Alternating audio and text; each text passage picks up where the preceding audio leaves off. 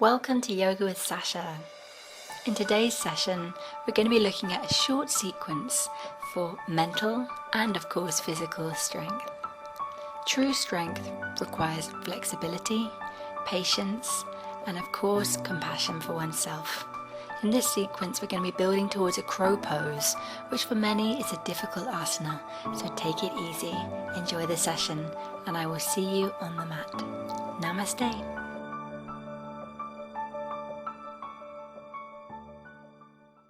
So you can begin by bringing your arms up overhead and sitting down in Utkatasana chair pose.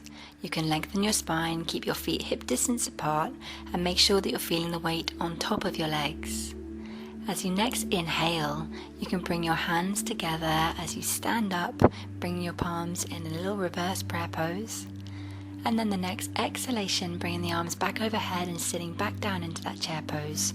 Only this time, we can bring a twist into it if you like, bringing your left elbow towards your right hip.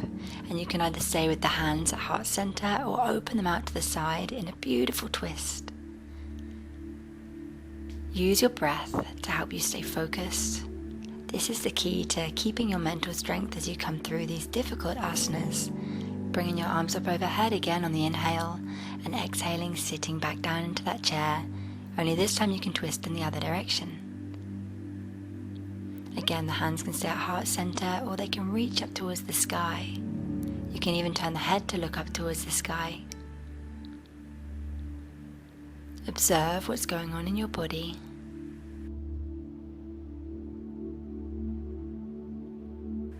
Exhaling, bringing the hands down and coming back up to standing.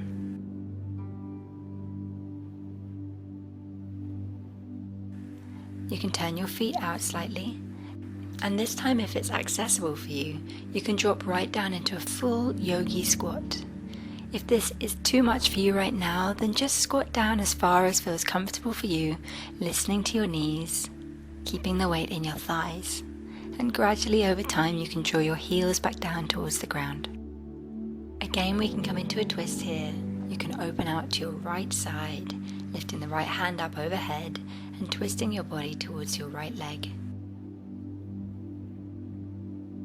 Exhaling, the right hand comes down, hands back to prayer pose in the center. And this time you can twist towards the left side. Left hand comes up towards the sky. Right palm rests upon the ground. Allowing your mind to become completely absorbed in your breath and the sensations of your body in doing the pose. So here you're in the perfect place to try a crow pose. Next, bring your hands back to center and then rest them on the ground, and you can come towards your crow pose. So here you've got a few options. You don't have to come all the way into full crow. If your body isn't ready for it, if your hips aren't open enough, or if your arms aren't quite strong enough yet, then it's going to be too challenging to do this pose. So instead what you can do is just really firmly root your hands into the ground. Allow your weight to gradually move forwards, keeping your weight also on your toes, and then you can play with peeling off one set of toes and then the other set of toes one at a time until you're ready. If you're able to do full crow pose, then power to you. When you're finished, you can allow your bum to come back down to the ground and bring your knees out to the sides in a brief moment in cobbler's pose.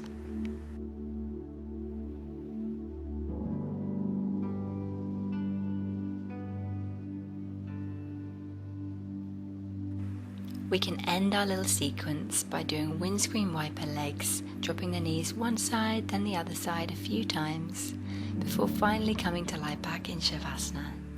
Now you may wish to try doing the Shavasana with the knees bent here and the arms overhead. So we've done a lot of work in the hips. So this is a really nice counter pose to everything that we've just been doing.